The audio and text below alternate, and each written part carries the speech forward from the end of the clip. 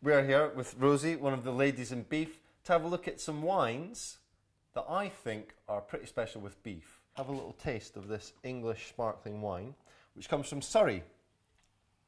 Let's have a little sip, shall we? Yeah, cheers. Cheers. Ooh, that's amazing. English sparkling wines are as good, I'd say, as any sparkling wines in the world. Because they use red grapes for it, it might also go pretty well with a kind of a nice roast beef and horseradish. I think it'd be absolutely fantastic with that. Now, Rosie, we're going to move on to some red wines. So here we are. We've got from Hampshire, a very nice little red wine that I found. What we're looking for is juicy fruit, refreshment, nice, clean, clear fruit flavours. What we won't ever get is these big, heavy, you know, very high alcohol wines. So actually quite light, can be very nice, I think, for a lighter Sunday lunch. And it's light fruit flavours that we're getting there. You know, even, you know, cherries, that sort of thing. Why don't we try some beef with it? Yeah, why not? The trick I always like to do is try the wine, try the food, try the wine again, see how it's changed. So,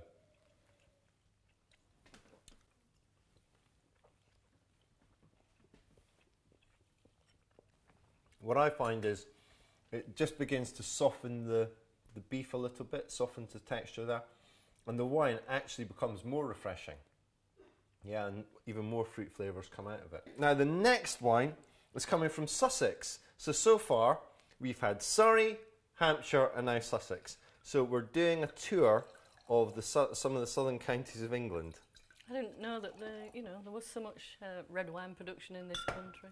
Yeah, one thing I think is very exciting is lots of people talk about wine and they talk about places in France that you might have heard of but you've got no idea where they are. Whereas when we're talking about Hampshire, Sussex, Surrey, you can kind of relate to it much, much more easily. So here we are, it's another red, this time from Sussex, and do you see it's a little lighter than the Hampshire wine? Yeah. Not much, yeah. But let's see if it tastes any different.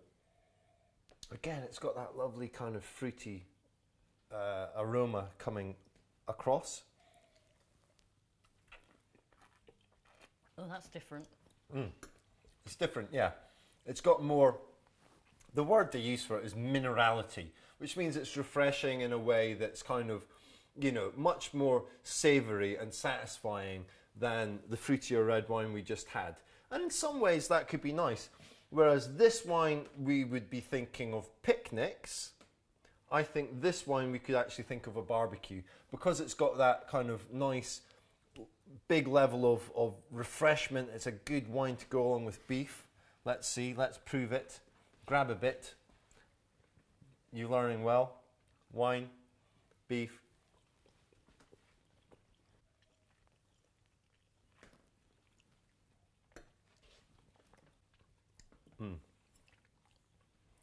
I mean, nice. It really fills the mouth, doesn't it? This would be absolutely fantastic at a barbecue. It would also work, you know, with cold cuts of beef. That would be fantastic. Even burgers, you know, if you just had some nice little burgers that you're doing at home in the pan. It's a wine like that you want, which has got that nice refreshment. Not too heavy, not too much. Yeah. The next wine is made by an Englishman who lives in France, in the south of France. And his uncle was actually Prime Minister of the United Kingdom. So I thought he qualified. I want to show you this wine because there's one thing we do not have in England, in the United Kingdom, year after year, and that's long, hot summers. You've got to go to the south of France and beyond before you get that.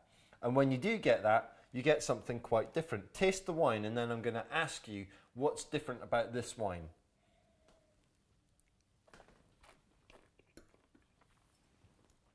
It's very smooth. It's very smooth, but do you also feel it's got that heaviness towards the back of your mouth? Yeah, what you would normally sort of recognise that trait. That red wine trait. Yeah. The technical term for that is tannin. I don't want to get boring, but if you've ever chewed on a grape pip, you'll recognise tannin. It dries the mouth. Yeah. And it's that rich kind of bitter flavour that is very attractive in a lot of red wines. And you'll see how it affects your digestion When you try it a little bit, get the pinkest bit of beef you can from the plate. Yep. Do the trick like we've shown you.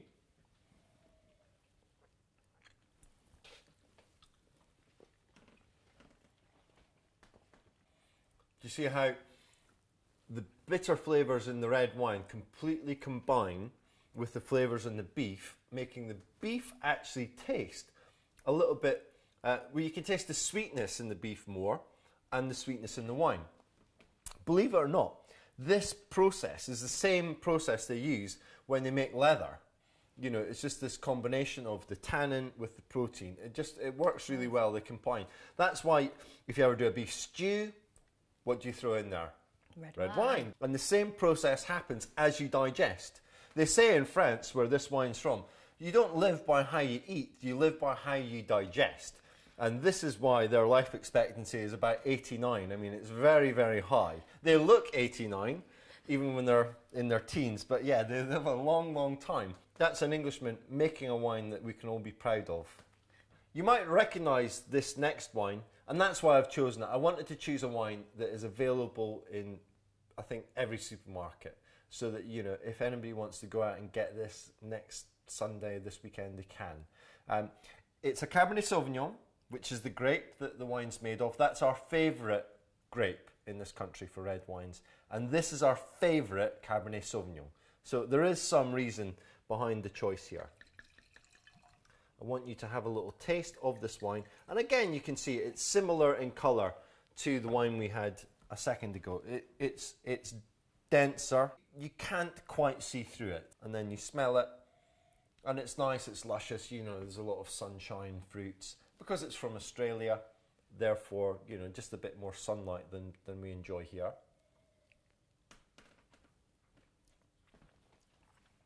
Shall we do the trick again? With the little beef morsels. This is fantastic beef. It's excellent beef.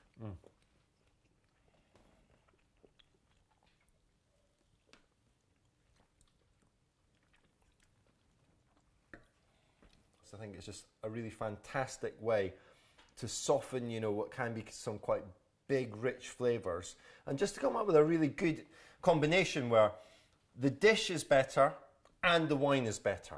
Yeah. And for me, that's the real point. That's the real pleasure in bothering to match food and wine. It's not complicated. It shouldn't take you very long. But what I love is the fact that we can look at the provenance of wines. We can get wines from maybe even the same county as the beef comes from, or we can pick different wines, you know, depending on the cut of meat we've got, the joint, the time of year, and we can just enjoy it that little bit more. And it doesn't have to be complicated. I hope you'll agree. There's nothing fancy about it. It's just about picking wines that you know you like, you recognise, and that will work well with the food. Yeah, no, it's been really, really interesting, and I've learnt an awful lot about, you know, particularly the English wines, how they really work really well with the beef. Cheers. Cheers.